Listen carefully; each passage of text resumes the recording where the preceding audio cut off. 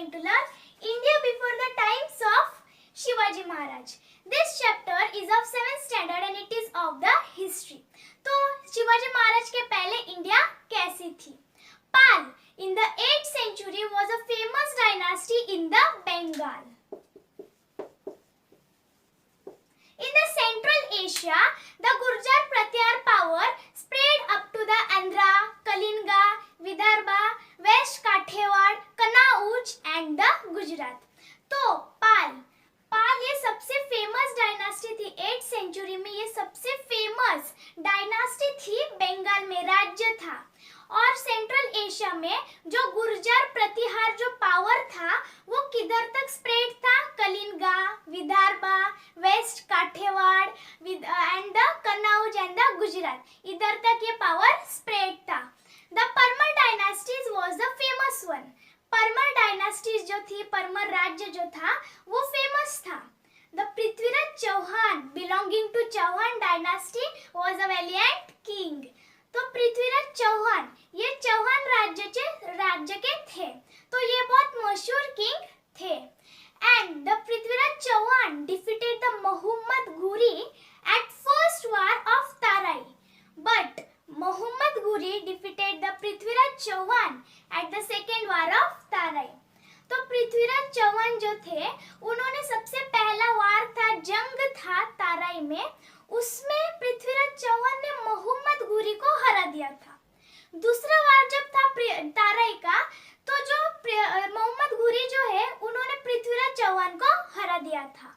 Rajaraja first and Rajendra first belonging to Chola dynasties was the eminent rulers. तो Rajaraja first और Rajendra first ये चोला राज्य से थे इन द तमिलनाडु. ये चोला राज्य से थे तमिलनाडु में, ये सबसे फेमस थे. And they had conquered the Maldive islands and the Sri Lanka by using their naval strength. तो उन्होंने मालदीव आइलैंड और जो श्रीलंका है उसको जीत लिया था अपनी नौसेना की ताकत से. And the king Vishnuvardhana belonging to the Hoysala dynasty in the Karnataka had conquered the whole of the Karnataka. तो जो किंग है विष्णुवर्धन ये होयसला डायनास्टी से, होयसल राज्य से थे कर्नाटका में, तो उन्होंने पूरे कर्नाटका को जीत लिया था. During the reign of the Govind III, the Rashtrakuta power spread from the Kannauj up to the Rameshwar. तो जब ये गोविंद III राज करते थे राष्ट्रकूट राज्य पर, तो उनका जो पावर था वो कन्नौज से लेकर रामेश्वर तक कितना बड़ा था. And the three dynasties of the Shilhars emerged in the western Maharashtra. The first dynasty ruled over the North Konkan of the Thane and Raigad.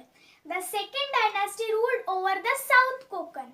And the third dynasty ruled over the present day of Kolhapur, Sangli, Sathara district.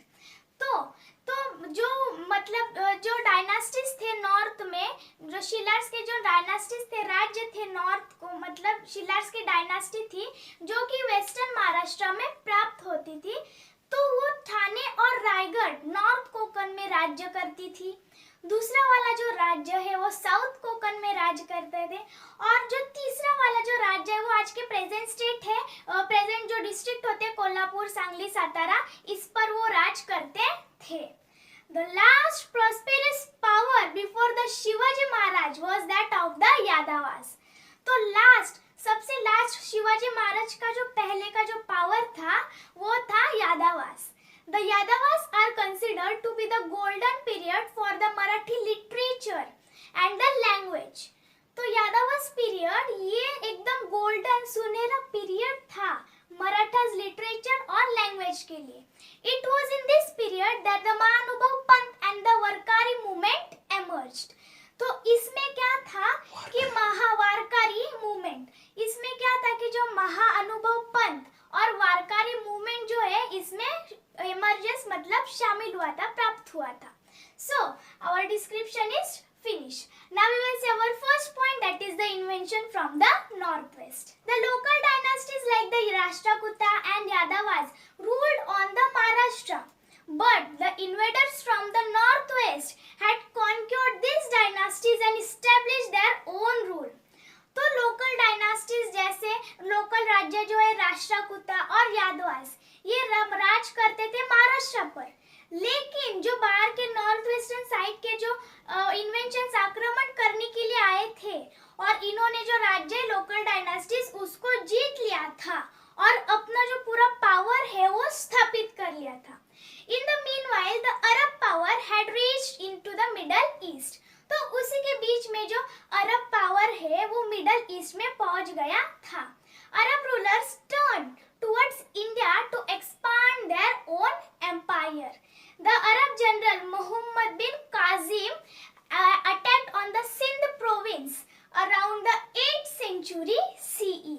तो अरब का जो general थे मोहम्मद बिन काजिम, इन्होंने 8th century में मोहम्मद बिन काजिम इन्होंने 8th century में सिंध का जो लैंड है उधर अटैक किया था. And notwithstanding the resistance of King Dahir, he had conquered the Sindh province. तो फिर भी जो किंग दाहिर थे उन्होंने विरोध किया था. फिर भी जो मोहम्मद बिन काजिम ने उन्होंने जो रीजन है सिंध प्रोविंस का उसको जीत लिया था. Due to his campaign, the Arab and the India came into the political relations. तो उनकी कैंपेजन की वजह से अरब और जो इंडिया है वो एकदम क्लोजली रिलेशंस में आ गए थे, पॉलिटिकल रिलेशंस में. After that the Afghans and the Mughals and the Turk started invading India, means come to the India and establish their own rule. तो उसके बाद में जो तुर्क्स, अफगान्स और जो मुगल्स थे वो भी इंडिया में आने लगे और अपना खुद का पावर राज्य मतलब स्थापित करने लगे. In the 11th century, the Turks started invading India. 11th century में जो तुर्क्स थे वो इंडिया पर मतलब हमला करने के लिए उन्होंने स्टार्ट किया था. सुल्तान Mohammad of the Ghazni invaded India many times and he plundered the temples, the rich temples at the Somnath, Vrindavan, Kannauj and the Mathura and take away the enormous wealth with them. तो जो महमूद सुल्तान जो थे गाजनी के, उन्होंने India पर बहुत बार attack किया था, आक्रमण किया था बहुत सारे टाइम्स. और उन्होंने जो फेमस एकदम रिच टेम्पल जो होते हैं, बहुत मशहूर टेम्पल जो होते हैं मथुरा, कन्नाउज, वृंदावन और सोमनाथ में, उसमें उन्होंने लूटा था पैसा, बहुत सारा उन्होंने लूटा था और अपने साथ लेकर चले गए थे. The world's famous Nalanda university was burned by Bakhtiyar Khalji. तो वर्ल्ड की सबसे फेमस यूनिवर्सिटी जो थी नालंदा यूनिवर्सिटी, इसको किसने जलाया था? Bakhtiyar खालजी. So our first point is gets completed, that is the invention from the northwest. Now we will see our second point, that is the Sultanate in the north. In 1175 CE to 1178 CE, Sultan Muhammad Ghuri of Ghur from the Afghanistan invaded India.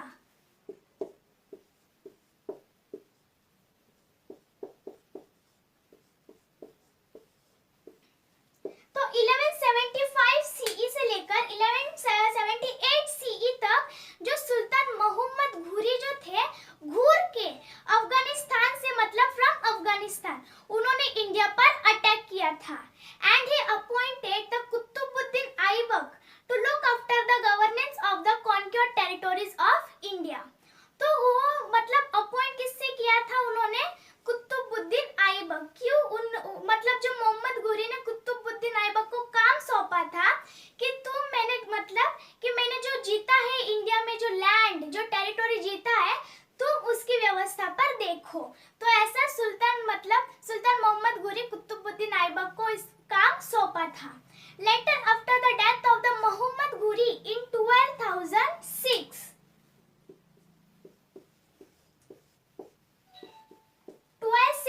CE, the Qutbuddin Aibak became the king of the Delhi.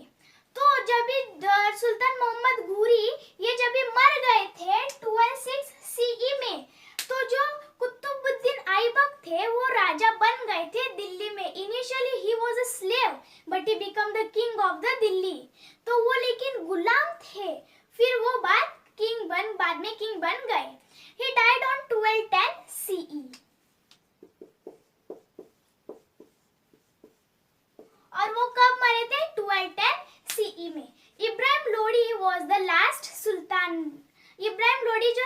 Last सुल्तान थे. दौलत Khan Lodi, the governor of Punjab, had invited the Babur to defeat the Ibrahim Lodi, and thus the Babur defeated the Ibrahim Lodi, and thus the Sultanate came to an end.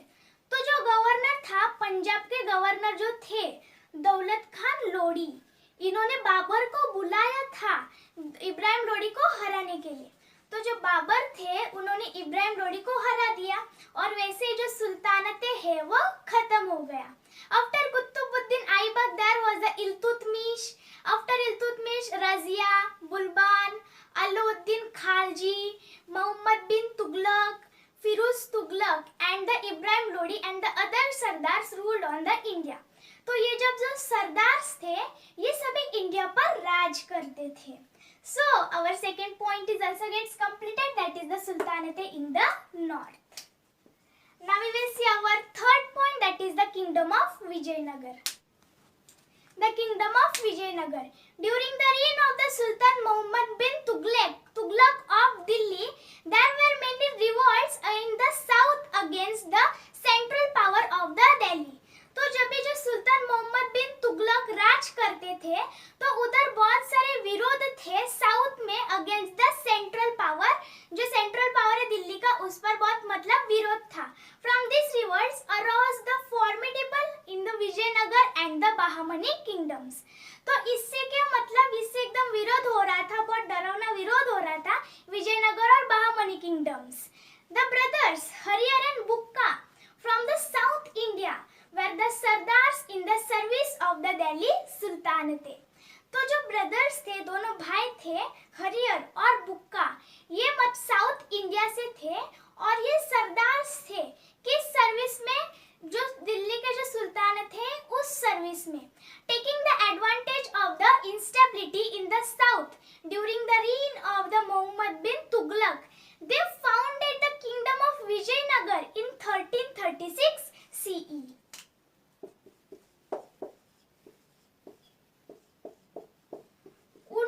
वो जो अनुपस्थिति थी उसका फायदा लेकर, मतलब उन्होंने फायदा लिया था अनुपस्थिति साउथ में जब भी जो मोहम्मद बिन तुगलक राज करते थे. अस्थिरता थी साउथ में जब भी जो मोहम्मद बिन तुगलक राज करते थे तो उनको किंगडम मिला, राज्य मिला था विजयनगर का 1336 CE में. And Hampi in today's Karnataka was the capital of this kingdom. Hampi यानी आज का जो कर्नाटक का है वो उस राज्य का, विजयनगर राज्य का कैपिटल था. The हरियर was the first king of Vijayanagar. तो हरियर जो थे वो सबसे पहले राजा थे विजयनगर के. हरियर was succeeded due to his brother Bukka, and his brother Bukka brought the region of the Vijayanagar, kingdom of Vijayanagar up to Rameshwar under his control. तो जब हरियर जो थे वो सक्सेसफुल हो गए थे उनके ब्रदर बुक्का की वजह से.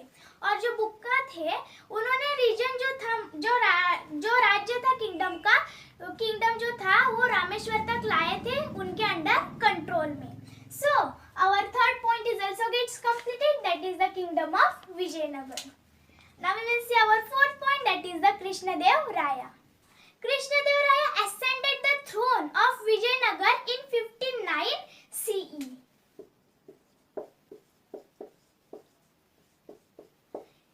He had conquered the Vijayawada and Rajahmundry and annexed these kingdoms into his kingdom. तो कृष्णदेव राय जो थे वो गद्दी पर बैठे थे और राजा बन गए थे. कृष्णदेव जो विजयनगर है उसका राजा बन गए थे 59 CE में. और जो उन्होंने विजयवाड़ा और राजमहेंद्री को जीत लिया था और ये जो किंगडम्स विजयवाड़ा और राजमहेंद्री इनको अपने जो राज्य है उसमें मिक्स कर लिया था, उसमें ज्वाइन कर लिया था.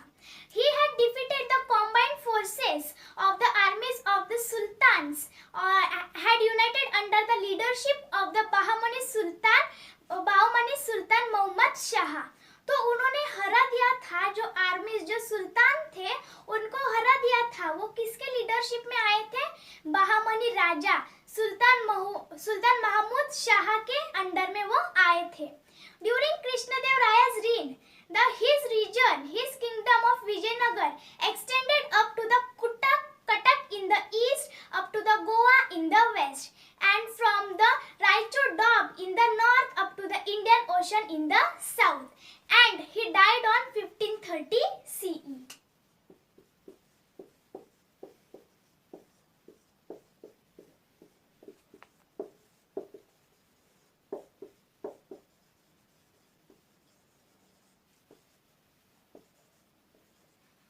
अमुक तमल यादा इन्होंने लिखा था एक तेलुगु में ये थे, ये कंपेडियम पॉलिटी पर ये आधारित थी.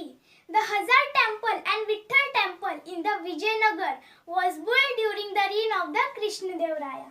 तो जो टेम्पल था, जो मंदिर था, हजार राम टेम्पल और जो विठल टेम्पल जो थे, मंदिर जो थे, वो बांधे गए थे विजयनगर में जब भी कृष्णदेवराया राज करते थे. The decline of the Vijayanagar began with the death of the Krishnadevaraya. तो जो डेक्लाइन मतलब नीचे नीचे आ रहे थे, जो विजयनगर मतलब नीचे नीचे जो आ रहे थे विजयनगर का राज्य, वो कब से स्टार्ट हुआ? जब भी कृष्णदेवराया की डेथ हो गई. In 1565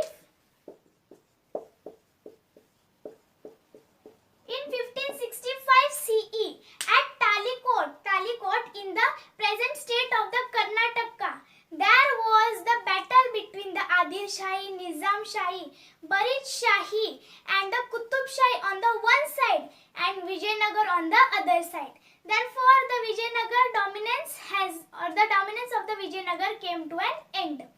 तो 1565 CE में क्रिश्चियन एरा में तालिकोट, आज का प्रेजेंट स्टेट कर्नाटक में, उधर क्या थी? जंग थी. किसके बीच में? जो आदिल शाही, निजाम शाही, बरीद शाही और कुतुब शाही, ये एक साइड में थे और विजयनगर वाले दूसरे साइड में थे. तो इनके बीच में लड़ाई हुई और सुल्तान जो विजयनगर है वो खत्म, उसका डोमिनेंस खत्म हो गया. So our third point Krishnadevaraya is also completed. Now we will see our fourth point, that is the Bahamani kingdom. Our fourth point is the Bahamani kingdom. While Muhammad bin Tughlaq was still reigning, some of his sardars in the Deccan rose the rebellion against him, and this sardar's leader was the Hasan Gangu.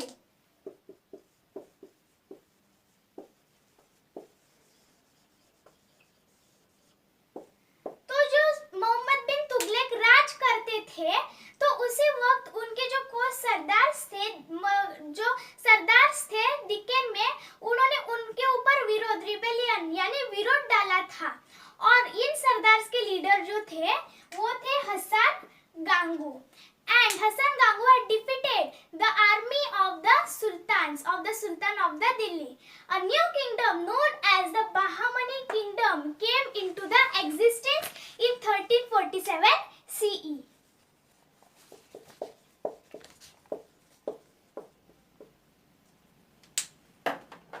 एक नया kingdoms, तो जो हसन गांगू जो थे, इन्होंने सरदार जो आर्मीज थे, जो सरदार थे दिल्ली के, उनको हरा दिया था. एक नया किंगडम, एक नया राज्य, बाहामनी राज्य, बाहामनी किंगडम, ये अस्तित्व में आया था 1347 CE में.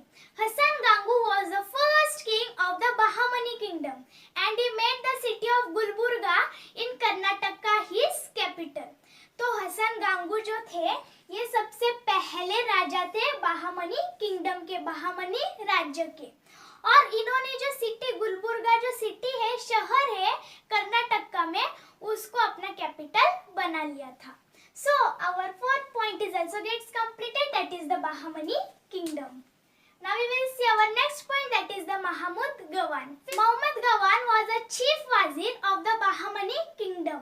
He was the good administrator. तो मोहम्मद गवान जो थे, ये सब चीफ वजीर थे, ये प्रमुख थे बाहामनी राज्य के.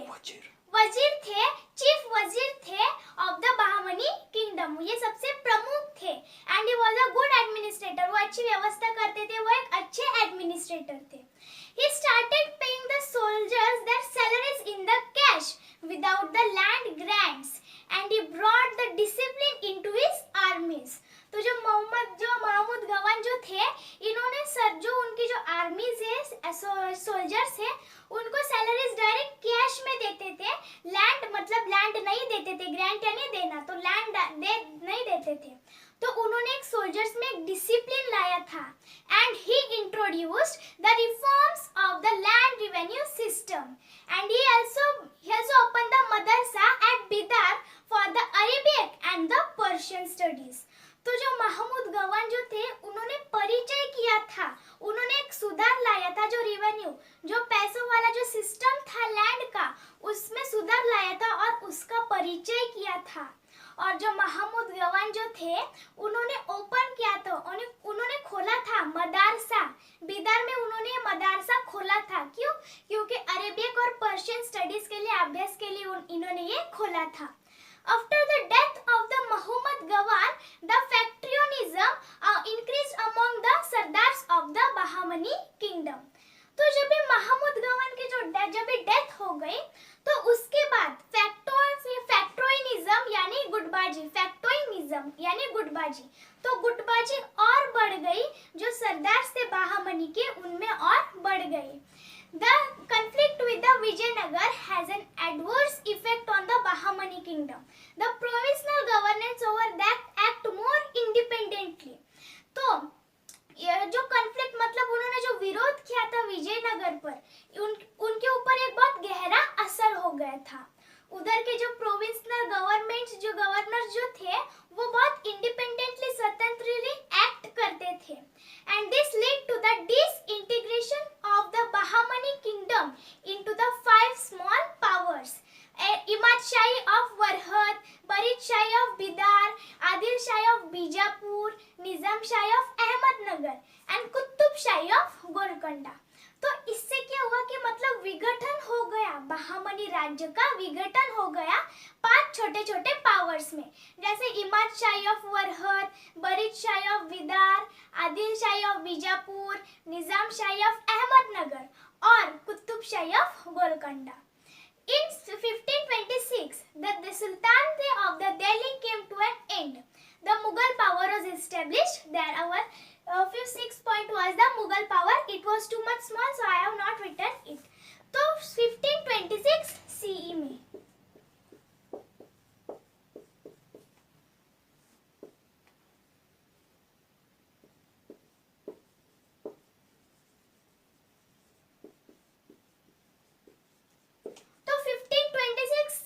में जो सुल्तानतें थी दिल्ली की वो खत्म हो गई और तभी से जो मुगल पावर है उधर स्थापित होने लगा। Our 5th point was also gets completed. Our 6th point is also gets now completed Mughal power. We will see our 7th point, that is the Babur.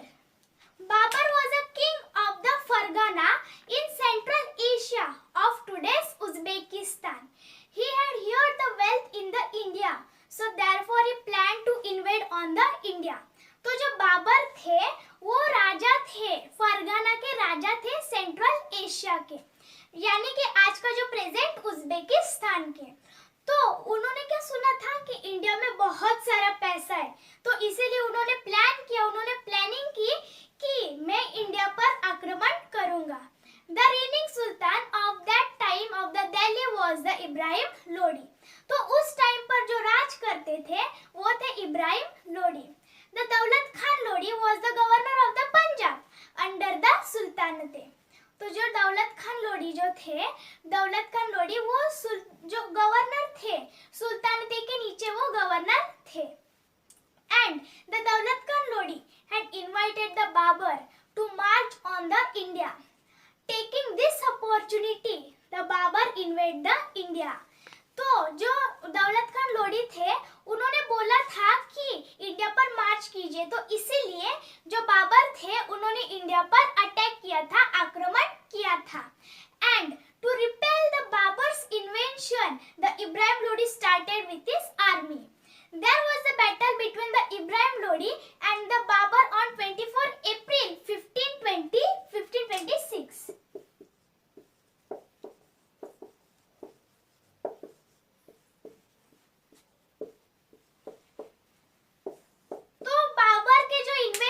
आक्रमण उसको नकारने के लिए तो जो इब्राहिम लोडी थे वो अपने सरदार अपने आर्मी के साथ निकल पड़े। और जो इब्राहिम लोडी और बाबर में कब अटैक हुआ, मतलब कब जंग हुई थी, 21 अप्रैल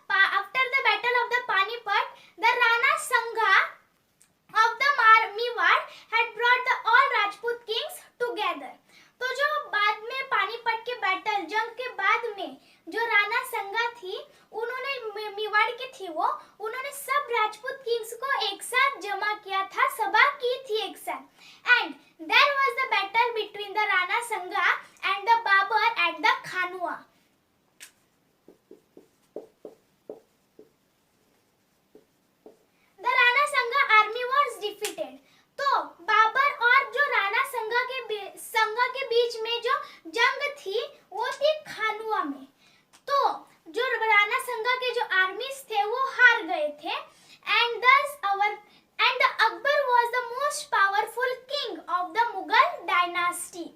When he tried to bring the India under his central authority, he had faced many oppositions like the Maharana Pratap, चांद बीबी, रानी दुर्गावती. तो अकबर जो थे ये सबसे पावरफुल, सबसे ताकतवर राजा थे मुगल डायनास्टी के, मुगल राज्य के.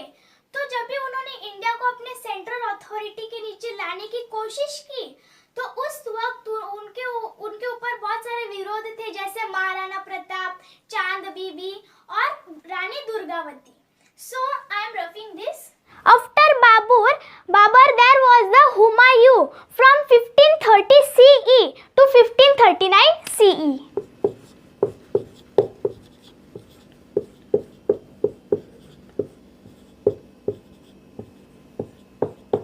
And also from the 1555 CE to 1556 CE.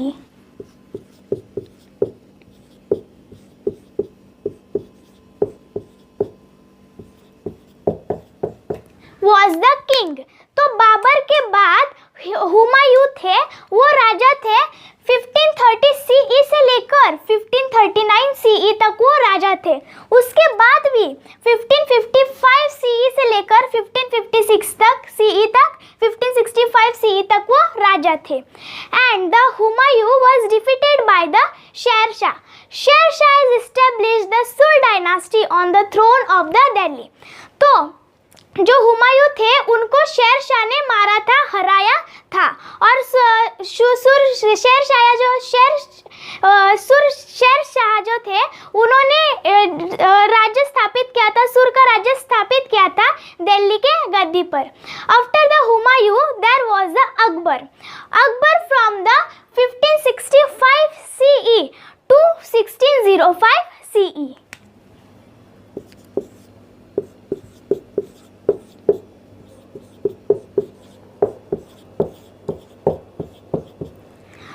उसके बाद जो थे राजा वो थे अकबर.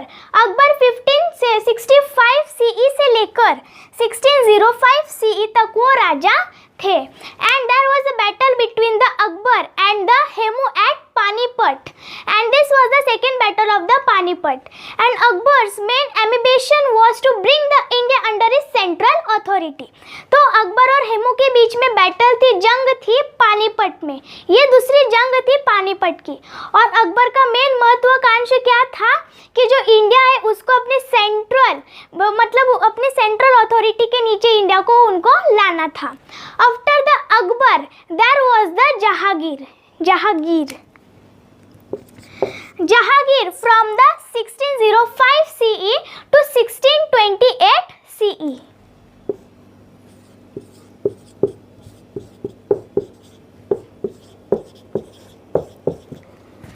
अकबर के बाद में जो राजा थे वो थे जहांगीर 1605 CE से लेकर 1628 CE तक वो राजा थे. And his wife Nur Jahan had played the active role in the administration. तो उनकी पत्नी नूरजहान, उन्होंने एक बहुत अच्छा कार्य किया था एडमिनिस्ट्रेशन व्यवस्था में. The Jahangir was followed by the Shah Jahan from the 1628 CE to 1658 CE.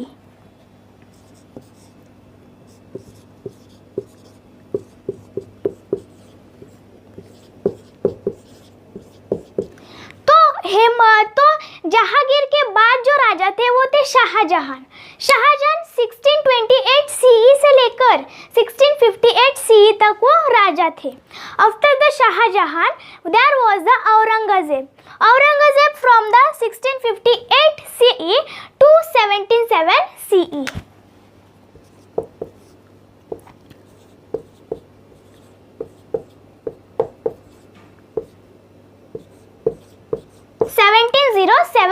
तक. तो शाहजहान के बाद जो राजा थे वो थे औरंगजेब 1658 CE से लेकर 1707 तक ये राजा थे। After the Aurangzeb the Mughal power become the weak. तो औरंगजेब के बाद जो मुगल का जो पावर था वो एकदम कम होने लगा, वीक होने लगा। So we will see our next point, that is the Maharana Pratap. After the death of the Uday Singh, the Maharana Pratap ascended the throne. He continued the struggle against the Akbar to maintain his independence. तो उदय सिंह के बाद जो महाराणा प्रताप जो थे वो राजा बन गए थे मेवाड़ के, और उन्होंने कोशिश जारी रखी थी अकबर के अगेंस्ट में, अकबर के विरोध में। क्यों? क्योंकि उनको अपना स्वतंत्र इंडिपेंडेंस चाहिए था, इसीलिए। He had become the immortal in the history due to his qualities of the valor, courage, self-respect and the sacrifice, etc. तो वो हिस्ट्री में इमोर्टल यानी डेथलेस, वो कभी अमर थे, कभी मरे नहीं थे। हिस्ट्री में वो कभी मरे नहीं थे। क्यों? क्योंकि उनमें एक क्वालिटीज थी, करेज, धैर्य की क्वालिटी थी, वैल्योर की क्वालिटी थी, ब्रेवरी की क्वालिटी थी, सेल्फ रिस्पेक्ट की क्वालिटी थी और सेक्रीफाइस की क्वालिटी थी, इसीलिए वो हिस्ट्री में डेथलेस हो गए। सो our Maharana Pratap point is also gets completed. Now we will see our next point, that is the Chand Bibi. The Mughals attacked the Ahmednagar, the capital of the Nizam Shah kingdom, in the 1595 CE.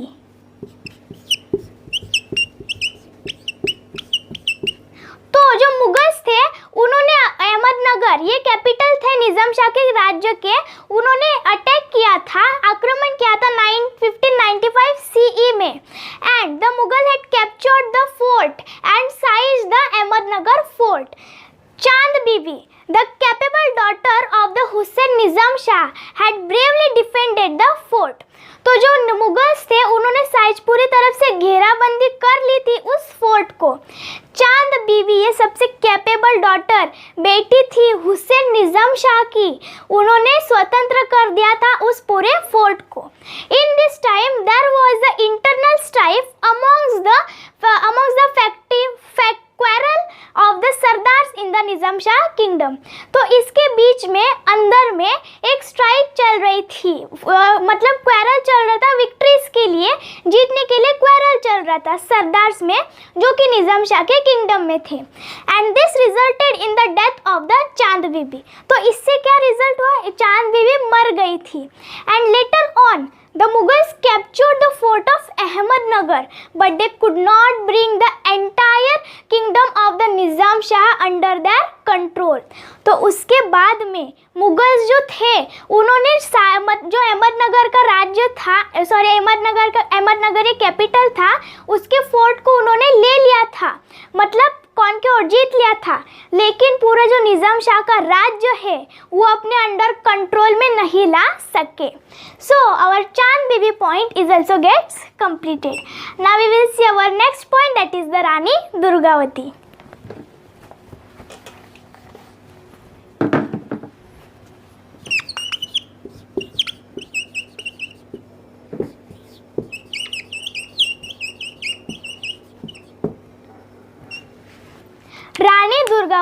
Rani Durgavati, born in the Chandel dynasty, Chandel Rajput, had become the queen of the Gondwana when she got married, and she was the good administrator. तो रानी दुर्गावती ये इन्होंने किधर जन्म लिया था? एक dynasty, एक राज्य चांदेल राजपूत, इसमें इन्होंने जन्म लिया था। और वो रानी कब बनी थी? जब भी उनकी शादी हो गई थी, गोंदवाना की रानी बन गई थी जब भी उनकी शादी हो गई थी। और वो एक अच्छी एडमिनिस्ट्रेटर थी, अच्छी व्यवस्था करती थी। And she struggled against the Mughals and struggle against the Mughals was an important in the medieval history.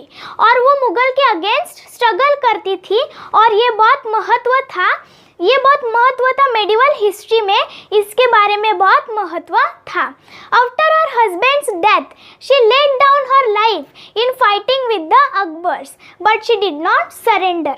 जब भी उनके हस्बैंड की डेथ हो गई, जब भी वो मर गए थे, तो उन्होंने अपनी पूरी लाइफ छोड़ दी थी, मतलब उन्होंने अपनी पूरी लाइफ अकबर के साथ ही फाइटिंग करने के लिए लगा दी थी, लेकिन उन्होंने कभी सरेंडर नहीं किया।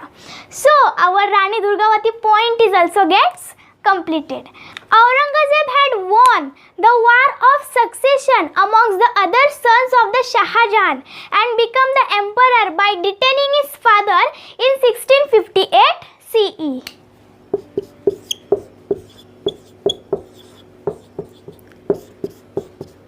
तो जो औरंगजेब इन्होंने वार एक जंग जीती थी जो कि सिलसिला था शाहजहां के दूसरे बेटे और दूसरे बेटे में सिलसिला था, तो उन्होंने ये जंग जीत ली थी और वो राजा बन गए थे। अपने जो पिताजी उनको मतलब एकदम डिटेनिंग करके वो राजा बन गए थे। 1658 CE में वो राजा बन गए थे। Dara Shukoh, the elder son of the Shahjahan, was famous in the religious tolerance and he had translated more than 50 Upanishads in the Persian language. तो दारा शुको ये सबसे बड़े बेटे थे, एल्डर बेटे थे शाहजहां के। इन्होंने 50 से भी ज़्यादा उपनिषद्स को पर्शियन लैंग्वेज में कन्वर्ट किया, ट्रांसलेट किया। During the reign of the Aurangzeb, his empire extended up to the north, up to the Kashmir in the north, up to the Ahmednagar in the south, up to the Kabul in the east, up to the Bengal in the west. Conflict with the Ahoms. Around the 13th century CE, in the 13th century CE, the people of the Shan community had established their settlements into the valley of the river Brahmaputra, and they have also established their kingdom over there. So therefore they are known as the Ahom people. तो जो शान community 13th century में शान community के जो लोग थे उन्होंने अपनी बस्तियां जो रिवर वैली ब्रह्मपुत्र है उधर अपनी बस्तियां बसा ली थी और उन्होंने अपना राज्य भी उधर बसा लिया था। तो इसीलिए उनको क्या बोला जाता है? Ahom people. When the Aurangzeb was ruled, the Ahom people had prolonged struggle against the Mughal. तो जब ये औरंगजेब राज्य करते थे तो जो अहोम लोग थे उन्होंने बहुत लंबी स्ट्रगल की कोशिश की against the Mughals, and the Mughals had attacked the Ahom region. The Ahom people united under the leadership of the Gadadhar Singha. Commander Lachit Borphukan had gave the intense battle against the Mughals in the conflict against the Mughals. तो जो Mughals जो थे उन्होंने Ahom reason पर attack किया था। तो जो अहोम लोग थे वो किसके नीचे एकत्रित होते थे? गदाधर सिन्हा और कमांडर लचित बोरफुकन। इन्होंने एक बहुत गंभीर बैटल लड़ी थी मुगल के अगेंस्ट, मुगल के विरोध में इन्होंने बहुत गंभीर बैटल लड़ी थी। And the Ahom people use the gorilla techniques, और वो गोरिल्ला टेक्निक्स छापा मारना वो यूज़ किए थे। इस टेक्निक को वो यूज़ किए थे, मतलब चुपके से ये जो टेक्निक थी इसको यूज़ किया था। And it is impossible for the Mughals to create the strong base on the Assam. तो ये मुगल्स के लिए नामुमकिन था कि वो स्ट्रॉन्ग बेस, एकदम कठोर बेस मुगल के ऊपर वो क्रिएट कर सके। So our point conflict with the Ahom is also gets completed. Now we will see our next point, that is the conflict with the Sikhs.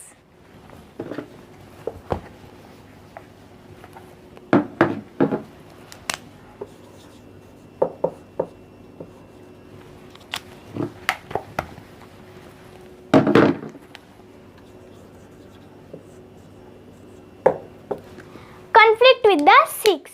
The ninth Guru of the Sikh was the Guru Tej Bahadur. Protest strongly against the Aurangzeb policy and his intolerance.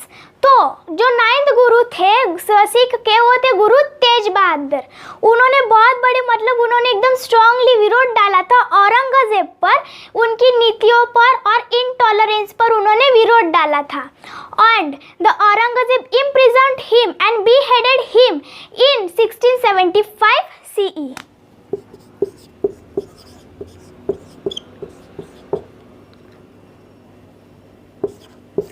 तो औरंगजेब ने उनको jail में डाला था, उनकी बंदी की थी और उनका सिर काट डाला था 1675 CE में।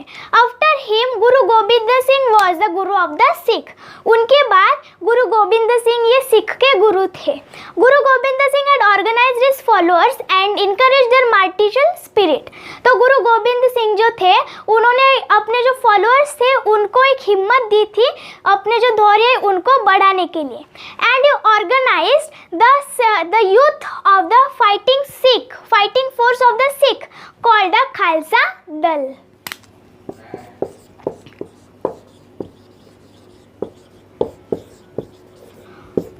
उन्होंने सिख लोगों की एक यूथ मतलब एक फाइटिंग फोर्स क्रिएट कर ली थी और इसको क्या बोला जाता था, Khalsa Dal. Their headquarters were at Anandpur. Aurangzeb sent his army to fight. तो औरंगजेब ने अपने जो आर्मीज है उनको भेजा था सिख के साथ लड़ाई करने के लिए. The Sikh fought very fiercely but they did not get success and Guru Gobind Singh came to Deccan in 708 CE. 1708 CE.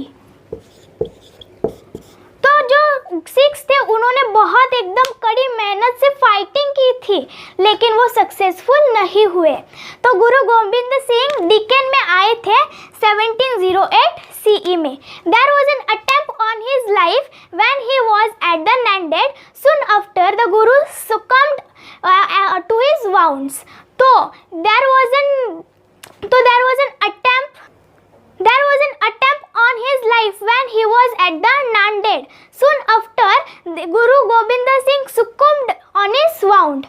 तो उनके लाइफ पर मतलब उनकी लाइफ की शुरुआत नांदेड़ से हुई थी और जो जल्दी जो गुरु गोविंद सिंह के घाव की वजह से उनकी डेथ हो गई, वो मर गए थे.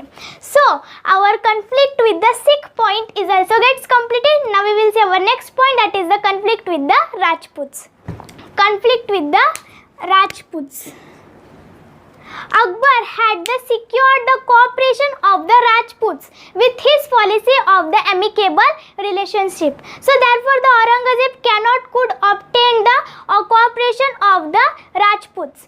तो जो अकबर जो थे उन्होंने रक्षित करके रखा था, जो सहायक थे राजपूत के अपनी नीति के साथ उसको रक्षित करके रखा था. क्यों? क्योंकि उनके बीच में फ्रेंडशिप के रिलेशंस थी. तो औरंगजेब जो राजपूत की जो सहायक है, कोऑपरेशन है, उसको प्राप्त नहीं कर सकती. So after the death of the Rana Jaswant Singh of the Marwar, the Aurangzeb had annexed his empire into the Mughal empire. तो जब ये मर गए थे राणा जसवंत सिंह, जब ये मर गए थे तो उसके बाद जो औरंगजेब थे उन्होंने अपना जो एम्पायर था, राज्य था, वो दूसरे मतलब मुगल के एम्पायर के साथ, राज्य के साथ उन्होंने मिला दिया था. The Durgadas Rathore had after the death of the Jaswant Singh had crowned his minor son Ajit Singh and become the king of the Marwar. तो दुर्गादास राठौड़ ने जब भी जसवंत सिंह जब मर गए थे तो उनके जो छोटे बेटे थे अजित सिंह, उनको राजा बना दिया था मारवाड़ का. The Durgadas Rathore had fought hard against the Mughals. तो जो दुर्गादास राठौड़ थे वो मुगल्स के विरोध में एकदम हार्ड फाइटिंग की थी. The Aurangzeb sent the prince Akbar to crush the rebellion against him, but the prince Akbar had joined the hands with the Durgadas Rathore and put the revolt against the Aurangzeb. तो प्रिंस अकबर को जो औरंगजेब थे उन्होंने भेजा था. क्यों? क्योंकि जो दुर्गादास राठौड़ थे उन्होंने विरोध डाला था, तो इसीलिए इसको मतलब तोड़ने के लिए प्रिंस अकबर को औरंगजेब ने भेजा था. लेकिन प्रिंस अकबर और जो दुर्गादास राठौड़ ने उन्होंने हाथ मिला लिया था और औरंगजेब पर ही विरोध डाल दिया था. So in this revolt the Durgadas Rathore continued their struggle against the Mughals for the existence of their Marwar. तो इसमें उन्होंने चला ही रखा था उन्होंने चला ही रखा था स्ट्रगल, कोशिश अगेंस्ट द मुगल के विरोध में उन्होंने कोशिश जारी रखी थी. क्यों? क्योंकि अपने जो मारवाड़ का जो उनका जो राज्य थे उनका स्वतंत्रता चाहिए था, मतलब उनका अस्तित्व चाहिए था, इसीलिए. So our conflict with the Rajput point is also gets completed. Now we will see next point, that is the conflict with the Marathas.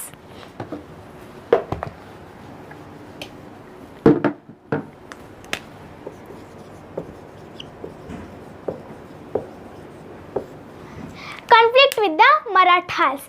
In Maharashtra, the Swaraj was established under the leadership of the great Chhatrapati Shivaji Maharaj. तो महाराष्ट्र में स्वराज कैसे स्थापित होते थे? Leadership किसके नीचे स्थापित होती थी?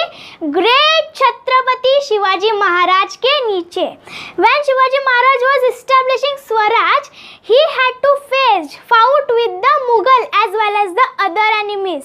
तो जब भी छत्रपति शिवाजी महाराज, ग्रेट छत्रपति शिवाजी महाराज जब भी स्वराज स्थापित कर रहे थे तो उन्होंने मुगल्स और दूसरे जो एनिमीज थे उनके साथ वो लड़ाई किए थे, बहुत सारी लड़ाई किए थे. And after the death of the great Chhatrapati Shivaji Maharaj, the Aurangzeb came to Deccan and he wanted to conquer the South India, but the Marathas put the stiff resistance against him because they has to defend their independence. We shall learn this struggle in the other next lesson.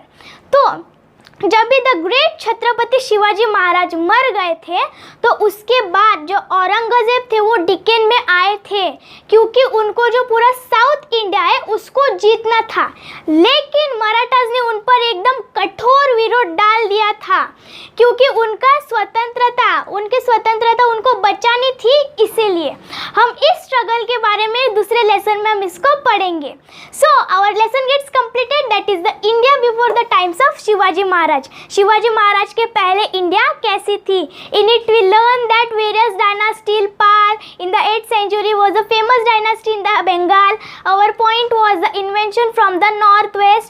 The Arab general Muhammad bin Qasim was there and the world's enriched famous dynasty was ruled by the Bakhtiyar Khalji. Our next point was the Sultanate in the north from the 1175 CE to 1178 CE.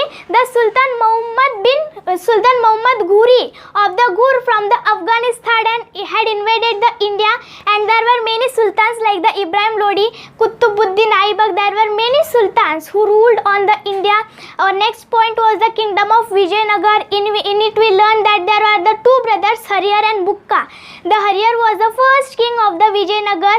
Our next point was the Krishnadev Raya. We have learned that when he became the king of the Vijayanagar 1509 CE, he had become the king of the Vijayanagar. Our next point was the Bahmani kingdom.